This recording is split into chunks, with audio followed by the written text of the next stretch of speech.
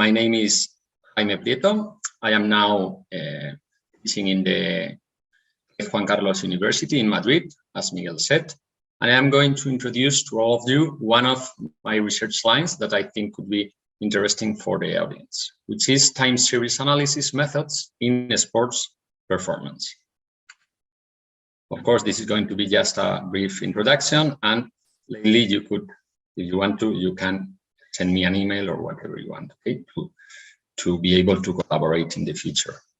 Okay, well, in sports science, mainly time series analysis methods has been used to analyze human movement coordination and stability, as you will probably know. In team sports, these tools were used to analyze player interactions, coordination processes, using mainly attacker-defender dyads analysis in some papers which were initially published by authors such as Lames, McGarry, Borbuzon, Araujo, in several sports, as basketball, tennis, handball, football. Okay, these were using positional data to analyze how these attacker and defenders were synchronized or not during match play. Okay, how was this done initially? Well, trying to analyze the coordination processes of those players, which were, as I said, initially described as dyads of one player with another one, and using different cameras in the, for example, football pitch or basketball court, and using software such as, for example, Dartfish, researchers were able to analyze movement data, okay, which of course was represented as a time series which evolved during the time with the different axes describing, for example, the position in the court.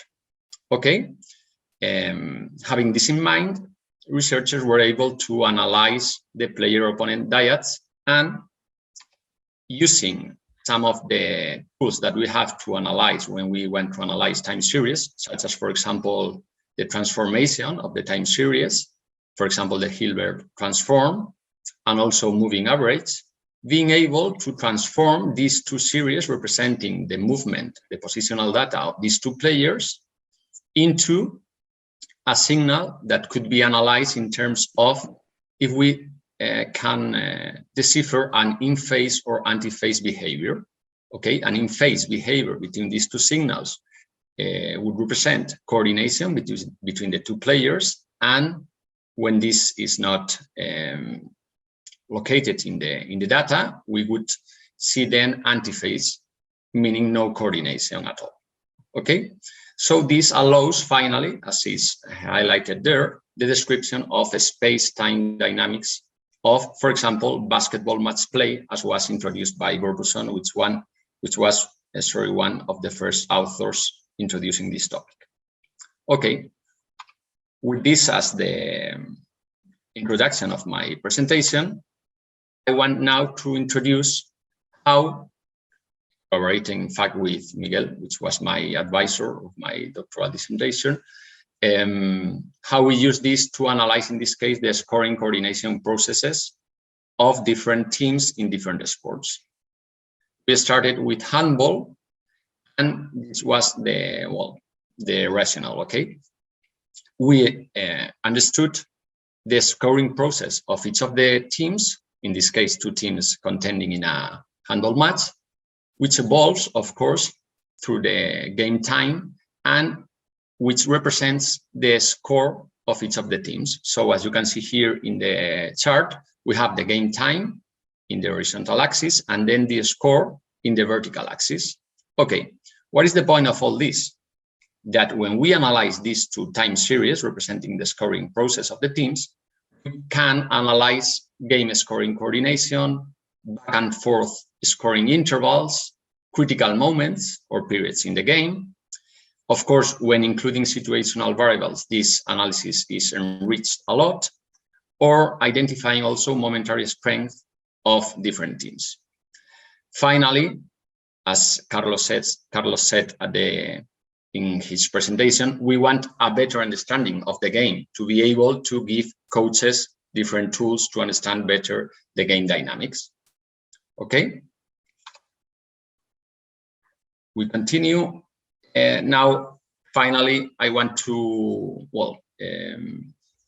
present here 3 of the researches in which I have participated, focusing on these time series analysis methods for analyzing the scoring coordination processes. First of all, we researched in handball with Miguel Ángel and Jaime Sampaio. Okay, we analyzed 240 games, including situational variables within the analysis, and we found that the initial 20 minutes of the game were when major variations took place, and that this coordination was stabilized as the games went on.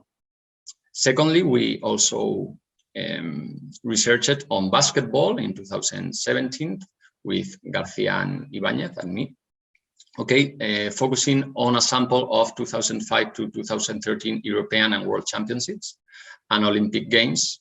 We focused on the final round games, okay, and the results of the research showed an increasing scoring coordination in these basketball matches as the game unfolded, with, this was an interesting finding, extremely high coordination behaviors in the third and fourth quarters, okay, with similar, showing similar scoring streaks. And finally, last year, headed by Miguel Ángel, we were able to publish an interesting paper focusing on the analysis of the scoring performance in elite men's badminton as a new sport in which this rationale was able to be used. Okay, also, of course, enriching the research with the use and the inclusion of contextual related variables. We analyzed 14 matches played by the tournament medalist of Rio. Okay, and we found that until the break, as you know, when the first player reaches 11 points in badminton, there is a break. Until that break takes place, the players showed an anti-phase behavior, indicating no coordination in the scoring streaks. And then in the second half, from points 11 to 21, they showed in-phase coordination. Okay. Also, an interesting point that was we found a stronger coordination in the knockout phase compared to the group stage when we analyzed these scoring processes. Okay. The most important thing, finally, to finish with my presentation, is that we are able, as performance analysts, to work with the coaches to be able to give them the information in a way in which they can use it. Okay. Of course, future research lines could include this analysis in other sports. And as Miguel said at the introduction of this conference, the most important thing is to try to increase that critical thinking and to bring knowledge and to fill that gap between research and practical applications in the court or in the football pitch or whatever.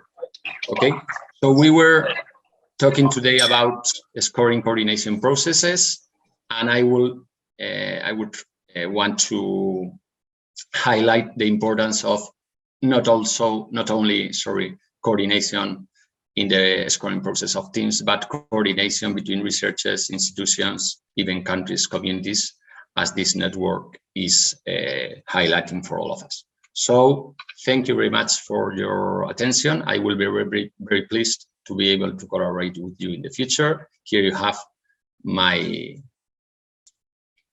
email, okay, in case that you want to get in touch. Thank you very much. My name is Javier Buldú. I belong to the same university as Jaime, but I am in a different group. I belong to the complex systems group, and we are basically physicists and engineers. And we are experts in complexity sciences applied to different social, biological, and technological systems. And maybe you think that we are doing a very strange research, but we realized some years ago that all the methodologies that we are using to describe social networks or to describe how the brain behaves could be applied to analyze sports, especially when we are analyzing team sports. Because in team sports, we have particles, athletes or players interacting between them. And this is the basis of a complex system. A complex system is a system that you want to analyze, and it's composed of several parts. And these parts are interacting between them. And you need to understand the system as a whole. So interactions between the particles or people, in this case, is basic. It's basic to understand the behavior of them and the role that they are playing in the team. So this is our approach, our particular approach, and our tasks are basically split into research and applications, and I will mention these two sides of the things that we are doing. And concerning the research, we are, let's say, experts on analyzing sports data sets, especially football, soccer. And we have been working during the last years with event data sets from different providers, StatsPerform, also StatsBomb, and Wisecout, different providers. And we are also experts in analyzing tracking systems, especially with TrackUp, that it is the system that the La Liga is using to record the first and second division matches. So we have quite good expertise in analyzing these two kind of data sets, and we use them to develop new metrics and or to give a new perspective on the analysis of football. Here you have one of the many examples of the different point of views that we are proposing. In this case, we can treat a football team as a network and try to understand how this network is organized and what is the role that each player is playing in the network. And on the left, you have what we call a player passing network, where nodes of the network are the players, and they are connected through passes between them. And on the right, you have the same data, but translated into a pitch network, where you forget about the players and you just pay attention to the regions that are passing the ball between them. In this way, you have information about the spatial movement of the ball and how the team is moving the ball without paying attention to the players. So these two different approaches can be used to understand how teams organize a long time, and how during a season they change the way they are playing, and what is the role of regions in the space or players in time along the match, and it gives you different information from the classical one. Another thing that we are doing is simulating the movement of the ball and the movement of the players using the typical dynamical system approach. And in this way, we are able to construct different models that describe us the probability of, for example, intercepting a pass when this pass is thrown.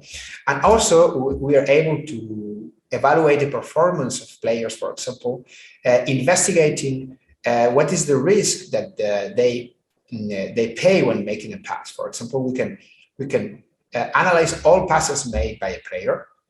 Since we have the position of the players due to the tracking information, we can test who is the player that could intercept the ball, and if it is a player of the same team or other team.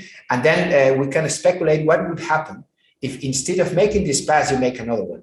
So in this way, we can also work a little bit on the analysis of the decision-making of a player. So as you can see, with this analysis, this physical approach, you can answer questions that are very interesting to the technical staff and also for the players themselves. Finally, we also work with the construction of pitch control models, where we can evaluate what is the team that it is controlling the ball, or basically what is the team that is controlling the space. And this is also related with how a player is controlling certain regions of the pitch. And this is very useful to evaluate what is doing a player, or what is the contribution of a player without the ball, because mainly all the metrics that we are having for a player are with the ball, events with the ball. And if we want to evaluate what happens with a player without the ball, you have to follow these kind of approaches. Concerning the applications, I will be very brief, but we also work in touch with football clubs.